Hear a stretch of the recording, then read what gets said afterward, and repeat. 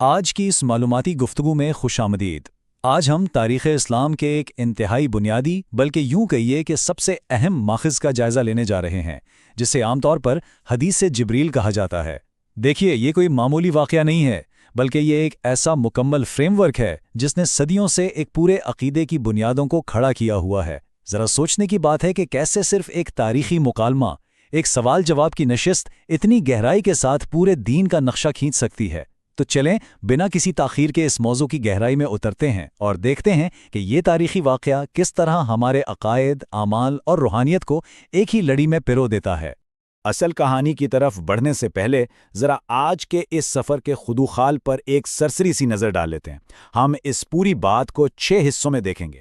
پہلے بصرہ میں تقدیر پر اٹھنے والے تنازع کو سمجھیں گے، پھر اس پراسرار اجنبی کی انٹری ہوگی، اس کے بعد باری باری اسلام، ایمان اور احسان کی تعریفیں سامنے آئیں گی، اور آخر میں قیامت کی نشانیوں پر بات ہوگی۔ یہ مرحلہ وار ترتیب ہمیں سمجھائے گی کہ دین کے ستون کیسے کھڑے کیے گئے۔ تو چلیں کہانی کے پہلے حصے سے آغاز کرتے ہیں، یعنی تقدیر پر تنازع اور بصرہ کے شہر میں ہونے والی ابتدائی بحثیں۔ ہر عظیم کہانی کا کوئی نہ کوئی پس منظر ضرور ہوتا ہے۔ ہوتا کچھ یوں ہے کہ اس واقعے کا اصل محرک بصرہ کی وہ صورتحال بنتی ہے جب وہاں معبد الجہنی نامی ایک شخص نے تاریخ میں پہلی بار سر عام تقدیر کے عقیدے سے انکار کرنا شروع کر دیا۔ اب ظاہر ہے اس نئے اور انوکھے نظریے نے لوگوں میں خاصی بے چینی پیدا کر دی۔ اسی کشمکش اور الجھن کے دوران یحییٰ بن یامر اور حامد بن عبد الرحمن نامی 2 دوست حج یا عمرے کے لیے مکہ کی طرف نکلے۔ ان کا ارادہ یہ تھا کہ اگر وہاں کسی صحابی سے ملاقات ہو جائے تو اس نئے فتنے کے بارے میں ان سے کچھ رہنمائی لی جائے، اور خوش قسمتی سے مسجد میں داخل ہوتے ہی انہیں عبداللہ بن عمر رضی اللہ عنہ مل گئے۔ اب یہاں سب سے اہم اور زبردست نقطہ یہ ہے کہ جب ان دونوں نے عبداللہ بن عمر کے سامنے اس نئے نظریے کا ذکر کیا تو ان کا رد عمل کوئی معمولی نہیں تھا، بلکہ انتہائی سخت اور دو ٹوک تھا۔ انہوں نے صاف الفاظ میں کہہ دیا کہ جب تک کوئی شخص تقدیر پر ایمان نہ لائے اس کی کوئی نیکی قبول نہیں ہوگی، چاہے وہ احد پہاڑ کے برابر سونا ہی کیوں نہ خیرات کر دے۔ بالکل واضح برات۔ اور اپنی اسی بات کو ثابت کرنے کے لیے انہوں نے اپنے والد عمر بن خطاب رضی اللہ عنہ کے حوالے سے وہ مشہور واقعہ سنایا جو آج ہماری اس پوری گفتگو کا مرکز ہے۔ آئیے اب اس منظر کی طرف چلتے ہیں جو عمر بن خطاب بیان کر رہے ہیں۔ ایک دن وہ اور دیگر صحابہ کرام رسول اللہ صلی اللہ علیہ وسلم کے ساتھ ایک محفل میں بیٹھے ہوئے تھے کہ اچانک ایک غیر متوقع مہمان آ گیا۔ ذرا اس منظر کا تصور کیا جائے، عرب کا وہ تپتا ہوا صحرائی ماحول جہاں طویل سفر کے بعد کسی بھی انسان کا گرد و غبار سے آٹا ہونا ایک بالکل عام سی بات تھی، لیکن اس اجنبی کی ظاہری حالت میں ایک عجیبی تضاد تھا۔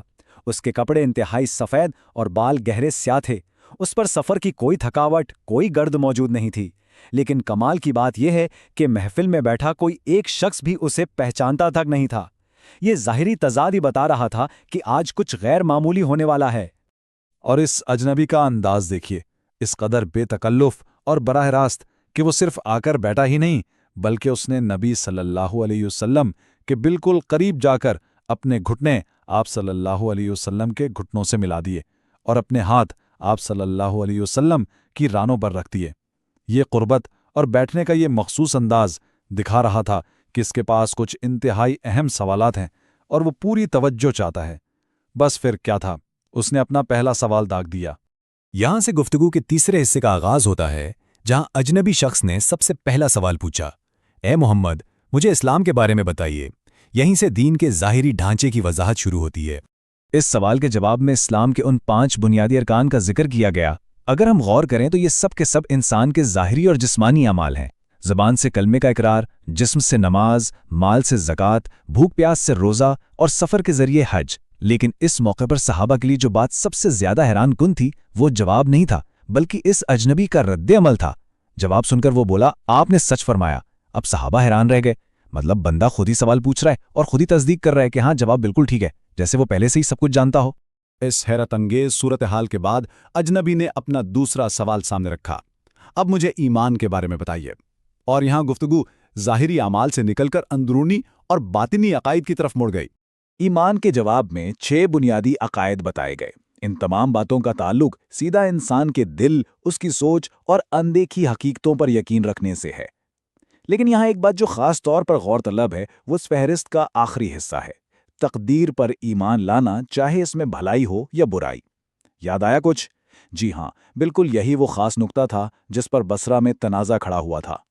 اس ایک جواب نے اس پوری بحث کو سمیٹ کر واضح کر دیا کہ تقدیر کا انکار تو دراصل ایمان کے بنیادی ستونوں میں سے ایک ستون کو گرا دینے کے مترادف ہے۔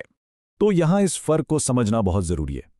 اس پورے مکالمے نے یہ طے کر دیا کہ اسلام ان ظاہری اعمال کا نام ہے جو جسم سے ادا ہوتے ہیں اور جنہیں دنیا دیکھ سکتی ہے، جبکہ ایمان ان پوشیدہ حقیقتوں پر دل سے یقین رکھنے کا نام ہے جن تک انسانی آنکھ کی رسائی ہے ہی نہیں۔ اور سچ تو یہ ہے کہ ان دونوں کے ملنے سے ہی ایک مکمل اور متوازن دین کا خاکہ بنتا ہے۔ خیر، اعمال اور عقائد کی بات تو ہو چکی تھی، لیکن سلسلہ یہاں رکا نہیں۔ اجنبی نے اس بات کو ایک بالکل نئی اور اعلیٰ ترین سطح پر پہنچاتے ہوئے اپنا تیسرا سوال پوچھا۔ مجھے احسان کے بارے میں بتائیے۔ یہ سوال سن کر ہی اندازہ ہو جاتا ہے کہ اب بات ستونوں اور فہرستوں سے آگے نکل کر انسان کی اندرونی کیفیات پر آ گئی ہے۔ احسان کا تصور محض کوئی عمل کرنے کا نام نہیں ہے، بلکہ یہ تو ایک مستقل روحانی احساس کا نام ہے۔ احسان کی جو تعریف بیان کی گئی وہ کمال کی ہے، یہ کہ عبادت ایسے کی جائے جیسے اللہ کو دیکھ رہے ہوں، اور اگر یہ کیفیت پیدا نہ ہو سکے تو کم از کم یہ پختہ یقین ہو کہ وہ ہمیں دیکھ رہا ہے۔ یہ اس پورے فریم ورک کا سب سے اونچا درجہ یعنی ٹاپ ٹیئر ہے۔ یہ ہمیں سکھاتا ہے کہ صرف اعمال اور عقائد کافی نہیں، بلکہ ان اعمال کو کس نیت، کس دھیان اور کس روحانی بیداری کے ساتھ کیا جا رہا ہے، اصل کمال تو اس میں ہے۔ یہ ایک مسلسل بیداری کی حالت ہے۔ احسان کی اس گہری گفتگو کے فوراً بعد اجنبی شخص نے اچانک موضوع کو تبدیل کیا اور اس کائنات کے اختتام یعنی قیامت کی طرف رخ کیا۔ اس نے پوچھا، مجھے اس گھڑی کے بارے میں بتائیے۔ اس سوال کا جو جواب دیا گیا وہ علم اور عاجزی کی ایک بے مثال ہے۔ پوری دیانتداری سے اعتراف کیا گیا کہ قیامت کے آنے کا صحیح وقت وہ بھی نہیں جانتے۔ جواب ملا، جس سے سوال کیا جا رہا ہے وہ سوال کرنے والے سے زیادہ نہیں جانتا۔ یہ بات ہمیں سکھاتی ہے کہ علم کی دنیا میں کچھ حدود ایسی ہوتی ہیں جہاں لا علمی کا اقرار کر لینا ہی سب سے بڑی دانشمندی ہے۔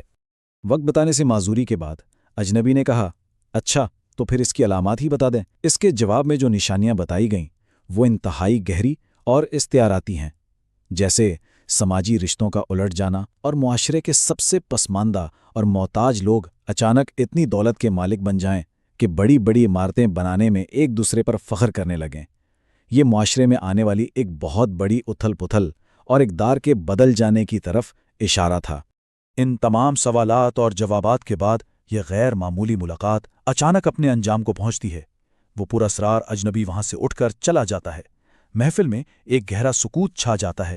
عمر بن خطاب بتاتے ہیں کہ وہ کچھ دیر اسی حیرانی میں بیٹھے رہے، یہاں تک کہ وہ خاموشی ٹوٹی۔ طویل خاموشی کے بعد پوچھا گیا، اے عمر، کیا تم جانتے ہو کہ یہ سوال پوچھنے والا کون تھا؟ لا علمی کے ظاہر پر وہ تاریخی جملہ کہا گیا جس نے اس پورے واقعے کی حقیقت کو کھول کر رکھ دیا۔ وہ جبریل تھے جو تمہارے پاس تمہیں تمہارا دین سکھانے آئے تھے۔ اور بس یہیں سے یہ بات کھل کر سامنے آتی ہے کہ یہ سارا مکالمہ، یہ سوالات کی خاص ترتیب، یہ کوئی اتفاق نہیں تھا، بلکہ یہ ایک باقاعدہ تدریسی حکمت عملی تھی تاکہ پورے دین کو ایک واضح شکل میں سکھایا جا سکے۔ اس زبردست انکشاف کے ساتھ ہماری یہ گفتگو اپنے اختتام کو پہنچتی ہے، لیکن جاتے جاتے اس بات پر غور کرنا کتنا دلچسپ ہے کہ حقائق کی ایک خشک سی فہرست دینے کے بجائے اس علم کو ایک کہانی اور ایک دلچسپ مکالمہ میں کیوں ڈھالا گیا۔ ظاہر ہے یہ طریقہ پیچیدہ ترین تصورات کو ذہنوں میں ہمیشہ کے لیے نقش کرنے کا بہترین ذریعہ ہے۔ اس نے نہ صرف اس وقت کے لوگوں کو سکھایا بلکہ صدیوں سے آج تک کے سیکھنے والوں کو ایک پرفیکٹ فریم ورک فراہم کیا ہے۔ منظم انداز میں بیان کی گئی یہ کہانی آج بھی